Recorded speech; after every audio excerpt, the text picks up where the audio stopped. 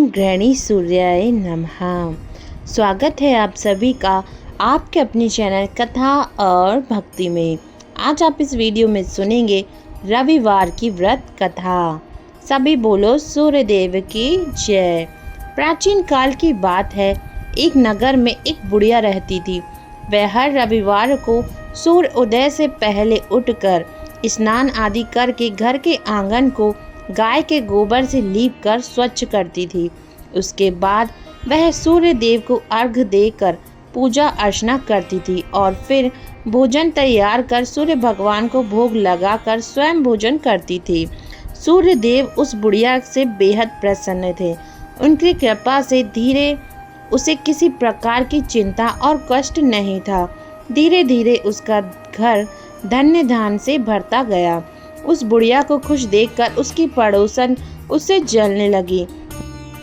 बुढ़िया के पास गाय नहीं थी, इसलिए रविवार को घर लीपने के लिए वह पड़ोसन के घर में बंधी गाय का गोबर लाती थी।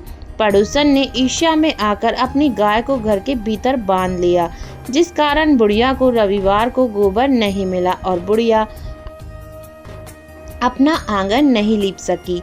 आंगन न लिपने के कारण उसने ना भोजन बनाया, ना ही सूर्य देव को भोग लगाया और स्वयं भी भोजन नहीं किया।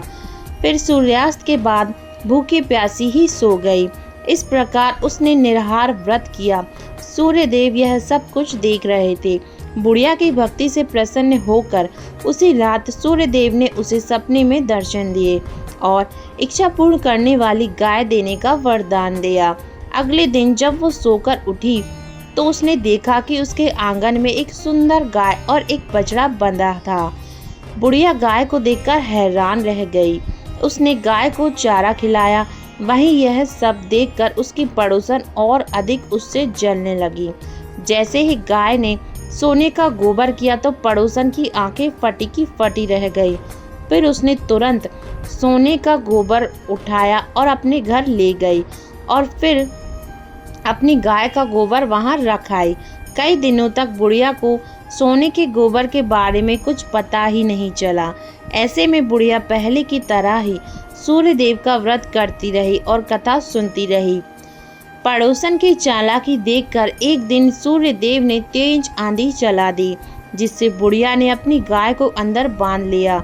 अगले दिन जब बुढ़िया उठी तो उसने सोने का गोबर देखा। तब उसे बेहद आश्चर्य हुआ। उस दिन के बाद बुढ़िया गाय को घर के भीतर ही बांधने लगी। सोने के गोबर से बुढ़िया कुछ ही दिनों में बहुत धनवान हो गई।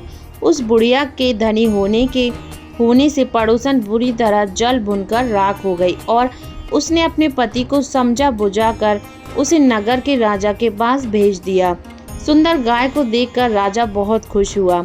सुबह जब राजा ने सोने का गोबर देखा तो उसके आश्चर्य का ठिकाना न रहा।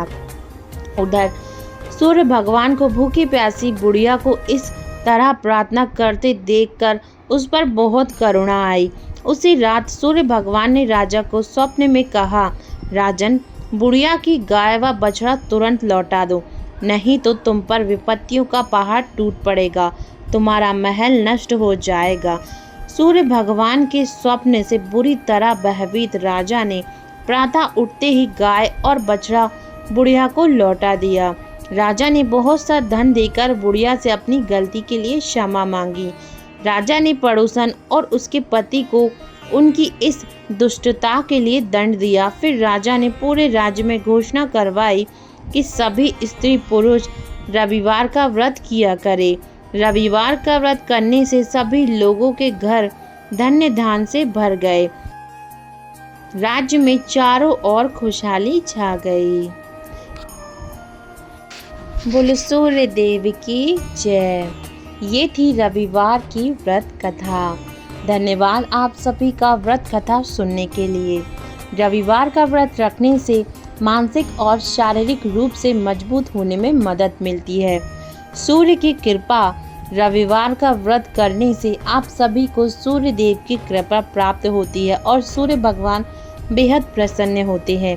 यदि किसी की कुंडली में सूर्य ग्रह कमजोर स्थिति में है तो उन्हें रविवार का व्रत जरूर करना चाहिए। सूर्य देव की पूजा करने से जीवन में सकारात्मक ऊर्जा आती है। नौकरी व व्यापार में सफलता मिलती है। घर में सुख शांति और समृद्धि का वास होता है तथा अगर आप जीवन में बहुत ऐसी परिस्थितियों में हैं जहां आपका बार बार अपमान होता है तो उन व्यक्तियों के लिए विशेषकर रविवार का व्रत बहुत लाभकारी है। इस व्रत को करने से मान सम्मान में वृद्धि होती है,